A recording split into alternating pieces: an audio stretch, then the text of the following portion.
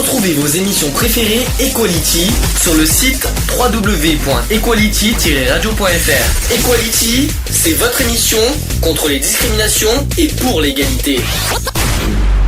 On ne choisit pas sa couleur de peau. En commun et tout mot hétéro. Qui sommes-nous pour juger ce qui est bien ou mal? Dit-on pas que chacun est égal? L'union fait la force.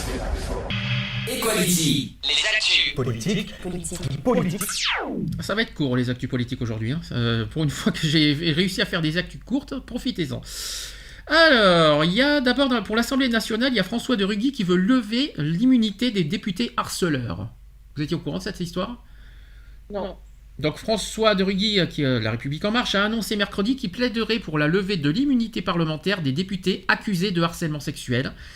François de Rugy a dit ceci: si jamais des députés voulaient faire obstacle à la justice par l'immunité parlementaire, elle serait levée. Tout député ne peut faire l'objet d'une arrestation ou de toute autre mesure privative ou restrictive de liberté, donc contrôle judiciaire, etc., sans l'autorisation du bureau de l'Assemblée, sa plus haute instance collégiale, sauf en cas de crime ou flagrant délit. Venu devant la presse au sortir des questions au gouvernement, le président de l'Assemblée nationale a précisé qu'une telle situation en matière de harcèlement ne s'était jusqu'ici jamais produite. Mais il a rappelé que les référents à la disposition des collaborateurs souhaitant signaler des cas de harcèlement depuis 2013 avaient déjà eu à accompagner un certain nombre de collaboratrices ou de collaborateurs de députés dans leur démarche, sans préciser ce nombre.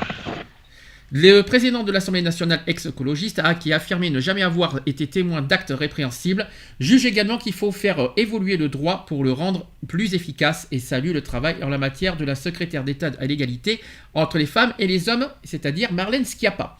Voilà le sujet. Vous êtes d'accord ? Vous êtes content ? Vous êtes satisfait ? Qu'est-ce que vous en pensez ?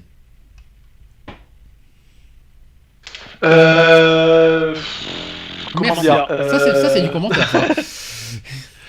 Non, mais ouais, c'est assez. Lever ouais, non, je suis pas forcément d'accord. Bah, l'immunité, c'est-à-dire qu'ils sont plus à immuniser si jamais ils ont commis des Oui, délits. non, oui, il vaut mieux les retirer, mettre tout le monde au même stade. Ah bah voilà, donc pourquoi t'es pas d'accord ? Pourquoi tu as dit que t'es pas d'accord ? Non, mais je sais pas, parce que j'étais en train de réfléchir à tout ce que t'as dit en fait. Donc, ouais. D'accord, ok. Très bien. Parfait. Donc, moi, je suis tout. Moi, je dirais personnellement, peu importe ton statut, tu es obligé de respecter la loi. Que tu sois député ou ouvrier, la loi, c'est la loi. Peu importe ton poste.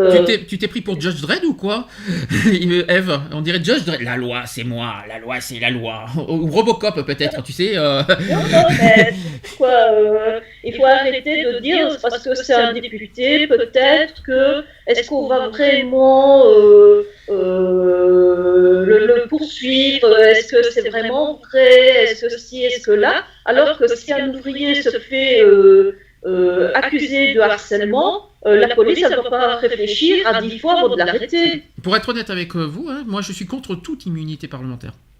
Mais tous les délits.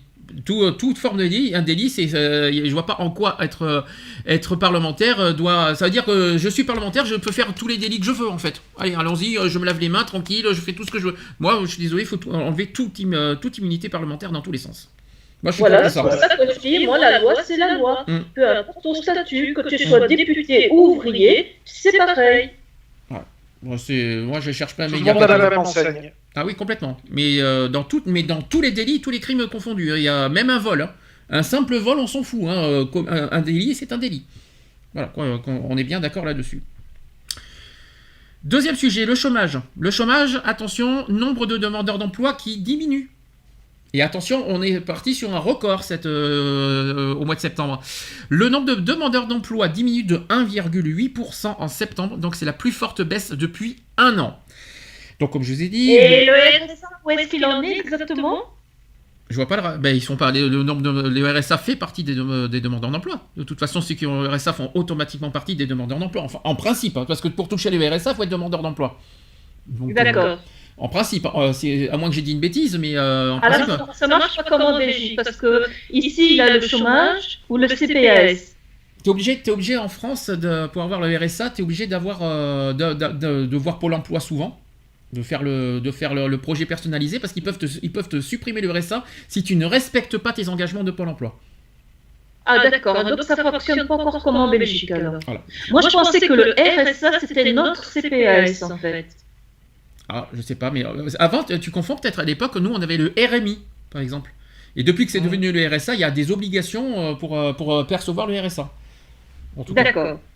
Voilà. Après, sauf bien sûr congé maternité, tout ça, voilà, s'il y a des trucs, voilà, ça c'est exceptionnel, mais bon, le RSA, si tu es demandeur d'emploi, tu as des obligations de passer par Pôle emploi pour toucher le RSA, ça c'est certain. Ah oui, d'accord. Ça c'est obligatoire. Alors, les nombres de chômeurs en France en catégorie A s'élèvent aujourd'hui à 3 475 600. Ça veut dire 64 800 chômeurs de moins par rapport à août 2017. C'est quand même pas mal comme chiffre. Hein. En France métropolitaine, sur 3 mois, le nombre de demandeurs d'emploi en catégorie A diminue de 0,5% pour les hommes et progresse de 0,1% pour les femmes. Le nombre de demandeurs d'emploi en catégorie A diminue de 2,2% pour les moins de 25 ans. Ça, par contre, c'est une bonne nouvelle. Ça, par contre, c'est la plus bonne nouvelle du jour. De 0,1% pour les 25-49 ans. Ah, McDo veut pas de nous. Hein. On y est pour rien. Hein. McDo nous aime pas. Hein. Qu'est-ce que je voulais dire ? C'est ça. Et progresse de 0,7% pour les plus de 50 ans. En septembre, l'indicateur baisse également dans une moindre mesure avec 0,5% de diminution en comptant les demandeurs d'emploi ayant exercé une activité au cours du mois, donc les catégories B et C. Au total, ça fait 5,62 millions en métropole et 5,92 millions en comptant les dom-tom. France plus dom-tom. Total, avec toutes catégories sont confondues. Donc 5,92 millions. On est en dessous des 6 millions. Je sais pas si vous prenez ça pour une bonne nouvelle. Bah, ça baisse, donc c'est plutôt bon signe.